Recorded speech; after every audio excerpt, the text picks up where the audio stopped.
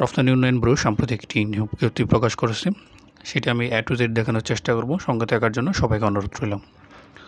সর্বপ্রথম যে পদটি রয়েছে সেটি হচ্ছে সহকারী পরিচালক, যেটি একটি নবম গ্রেডের জব। এখানে পদসংখ্যা হচ্ছে 3টি এবং এই পদের জন্য শিক্ষাগত যোগ্যতা হচ্ছে মার্কেটিং, অর্থনীতি, সমাজবিজ্ঞান, পরিসংখ্যান, ব্যবস্থাপনা, ব্যবসা প্রশাসন, লোক প্রশাসনে 2য় শ্রেণী বা সমানের CGP মাস্টার্স ডিগ্রি, অর্থাৎ এখানে যে সংশ্লিষ্ট বিষয়গুলো আছে সেগুলোতে মাস্টার্স ডিগ্রি থাকতে হবে। 2 নম্বর যে পদটি আছে সেটি হচ্ছে গবেষণা কর্মকর্তা। এটিও একটি নবম গ্রেডের জব, যেখানে পদসংখ্যা হচ্ছে মাত্র 1টি এবং এই পদের জন্য শিক্ষাগত যোগ্যতা হচ্ছে মার্কেটিং, অর্থনীতি, সমাজবিজ্ঞান, পরিসংখ্যান, ব্যবস্থাপনা এবং ব্যবসা প্রশাসনে অন্তত 2য় শ্রেণী থাকতে হবে, 2য় শ্রেণী মাস্টার্স থাকতে হবে। 3 নম্বর যে পদ আছে সেটি হচ্ছে তথ্য কর্মকর্তা, যেখানে পদসংখ্যা হচ্ছে 1টি, এটিও নবম গ্রেডের জব। এই পদের জন্য হচ্ছে ন্যূনতম সাংবাদিকতা অথবা আন্তর্জাতিক সম্পর্ক বিষয়ে মাস্টার্স ডিগ্রি থাকতে হবে। 4 নম্বর হচ্ছে আপনার নির্বাহী সহকারী, যেখানে এটি 11তম গ্রেডের একটি জব, যেখানে 2টি এবং এই পদের জন্য হচ্ছে এই সংশ্লিষ্ট বিষয়গুলোর উপরে স্নাতক ডিগ্রি থাকতে হবে। 5 নম্বর হচ্ছে তদন্তকারী, যে এটি 11 গ্রেডের জব। এখানে হচ্ছে 2টি পদ আছে। এখানে ঠিক সেম আগের মতো সংশ্লিষ্ট বিষয়গুলোর উপর একটি স্নাতক ডিগ্রি থাকতে হবে। 6 নম্বরে হচ্ছে সহকারী জনসংযোগ কর্মকর্তা, এটি একটি 12 গ্রেডের জব। এই পদের জন্য পদসংখ্যা হচ্ছে 1টি এবং এই পদের জন্য ন্যূনতম স্নাতক ডিগ্রি। তবে এখানে 2 নম্বর লেখা আছে সাংবাদিকতা এবং জনসংযোগ কাজে অভিজ্ঞ প্রার্থীদের অগ্রাধিকার দেওয়া হবে। 7 নম্বর হচ্ছে UDA কাম অ্যাকাউন্টেন্ট, যেখানে এটি একটি 14 গ্রেডের জব। এই পদের জন্য হচ্ছে এখানে পদসংখ্যা 1টি এবং এই পদের জন্য ন্যূনতম বাণিজ্যে স্নাতক ডিগ্রি থাকতে হবে। 8 নম্বর হচ্ছে 60 মুদ্রাক্ষরিক কাম কম্পিউটার অপারেটর, যেখানে পদসংখ্যা 1টি এবং এই পদের জন্য হচ্ছে ন্যূনতম স্নাতক ডিগ্রি থাকতে হবে প্লাস 60 লিপির নির্দিষ্ট টাইপিং স্পিড থাকতে হবে।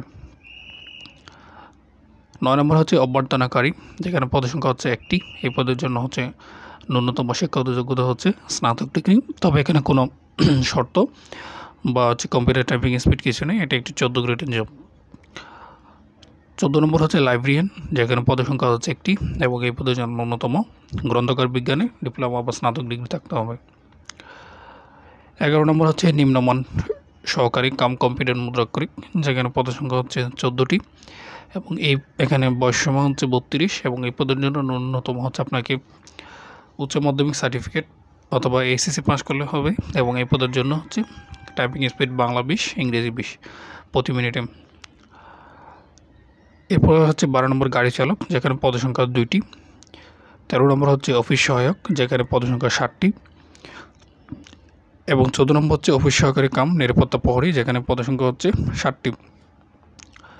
সবগুলো পদের জন্যই হচ্ছে আপনার বয়স হচ্ছে 32 বছর। এবার আসে হচ্ছে আপনারা কীভাবে আবেদন করবেন। এখানে অনেক কিছু লেখা রয়েছে, শর্তগুলো আপনারা এগুলো দেখে নেবেন।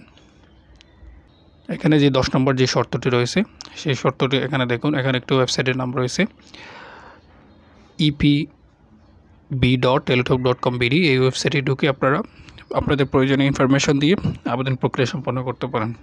যারা নতুন তারা অবশ্যই আগে একটা ছবি এবং হচ্ছে একটি স্বাক্ষর এখানে নির্দিষ্ট যে সাইজ উল্লেখ আছে সেই সাইজ মতো রেডি করে রাখবেন। এটা আপলোড দিয়ে আপনারা আবেদন প্রক্রিয়া সম্পন্ন করে একটি ইউজার আইডি পাবেন। সেই ইউজার আইডি দিয়ে আপনারা টেলিটকের মাধ্যমে পেমেন্ট করতে পারবেন।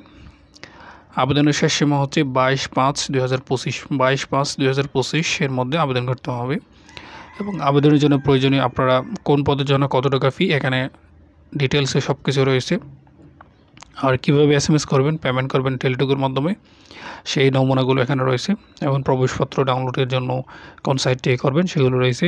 আপনাদের কোনো সমস্যা হলে কীভাবে অভিযোগ করবেন সে বিষয়ে এখানে A to Z সব কিছু রয়েছে।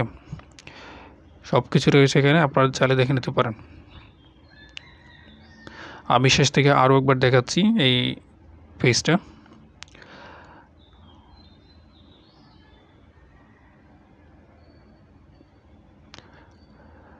সাধারণত আবেদন ফি হচ্ছে আপনার 223 টাকা হবে নবম গ্রেডের জন্য, বাকিগুলোর জন্য 168 টাকা, 112 টাকা। এইভাবে পদ যত নিচের দিকে নামবে তত পদসংখ্যা কম হবে। আবার বলছি আপনারা আবেদন করবেন এখানে যে ওয়েবসাইটটি রয়েছে সেই ওয়েবসাইটে প্রবেশ করে। সবার জন্য শুভকামনা রইল।